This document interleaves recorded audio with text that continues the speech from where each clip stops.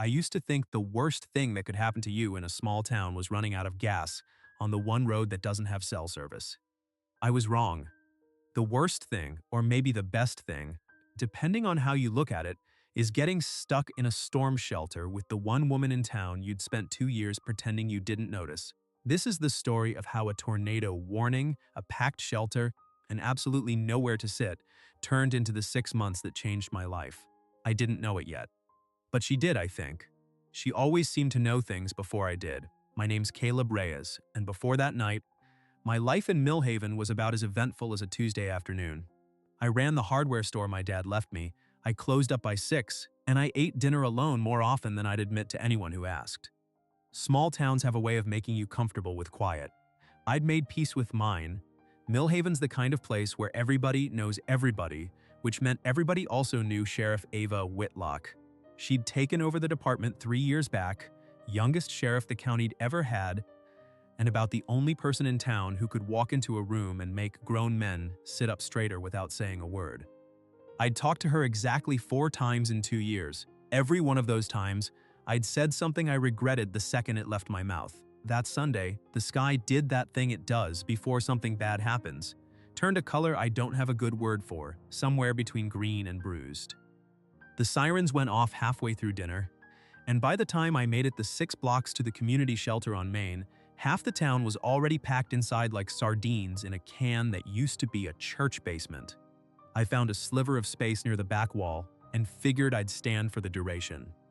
That's when the door banged open, and Sheriff Whitlock came through it, looking like she'd been wrestling the storm personally, soaked through, radio crackling on her shoulder, hair plastered to her forehead. She'd been out pulling the Delgado family off their porch roof, I'd learned later, and hadn't sat down in 11 hours. She scanned the room the way she scanned everything, quick and thorough, and found exactly what I'd found. Nothing. Not a chair, not a bench inch. Nothing.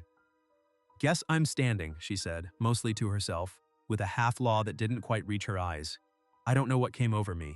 Maybe it was the adrenaline. Maybe it was 2 years of almost conversations finally cashing themselves in. I scooted over on the bench I'd claimed and said, "There's room here if you don't mind squeezing in." She looked at the 4 inches of space I'd offered, looked at me, and something in her face, tired, wry, a little bit daring, decided the question for both of us.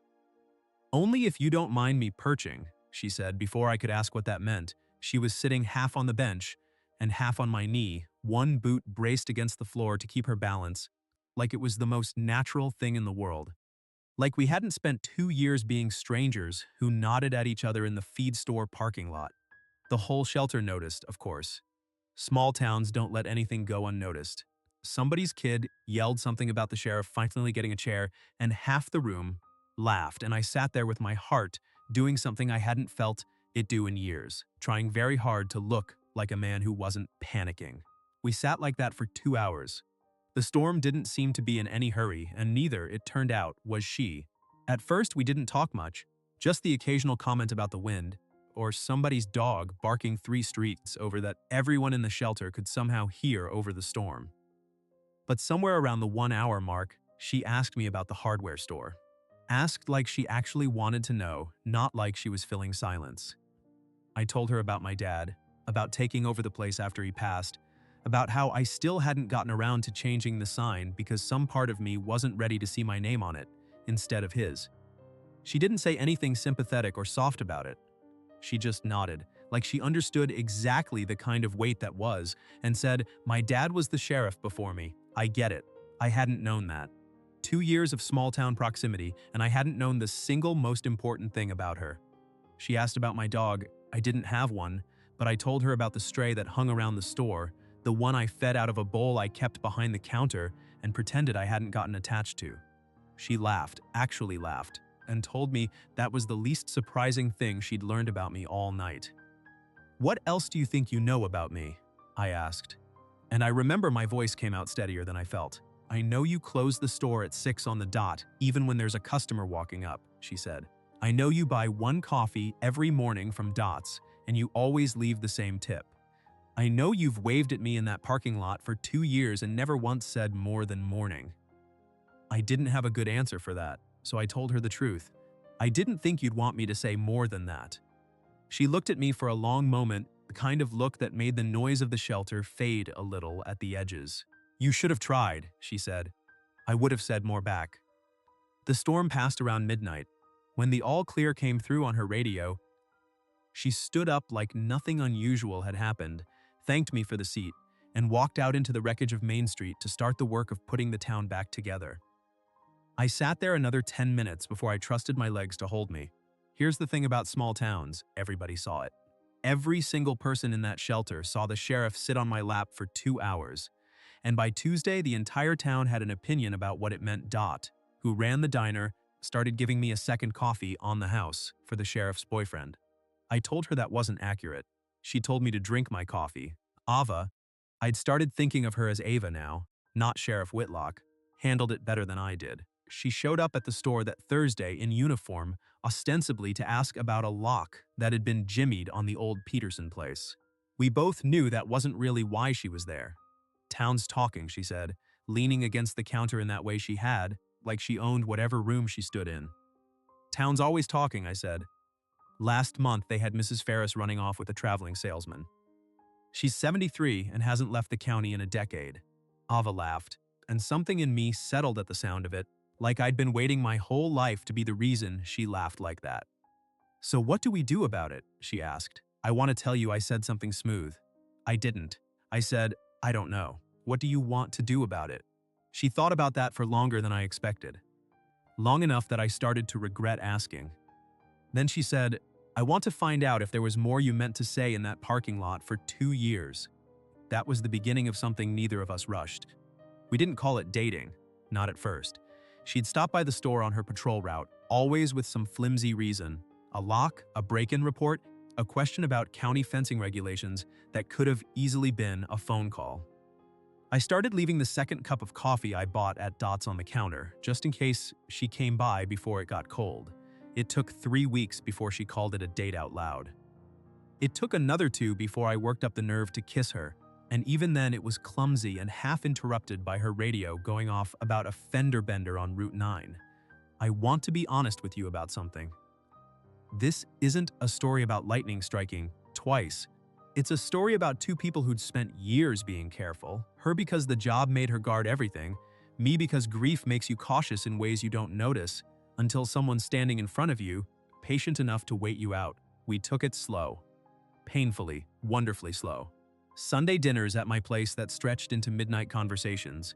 Her showing up at the store after closing, not to talk about locks anymore, just to sit on the counter and tell me about her day while I restocked shelves. Small things. The kind of things that don't sound like much until you realize they've become the shape of your whole week.